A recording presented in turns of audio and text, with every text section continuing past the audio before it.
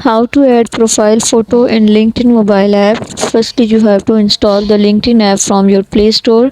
Now open it on your Android. Now we are going to add the profile photo. Click on the me icon that is present at the top.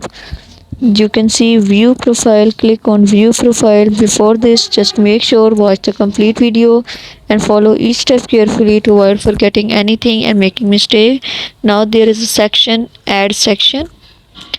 You can see at the top add profile photo. Click on it.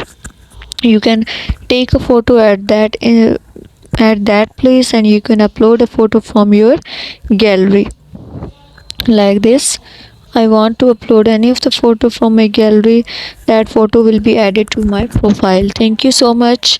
That was all. Please consider showing your support by commenting, liking, sharing, and subscribing to our channel for more valuable content in the future. Your engagement is highly appreciated. I wish you very good luck. Thanks.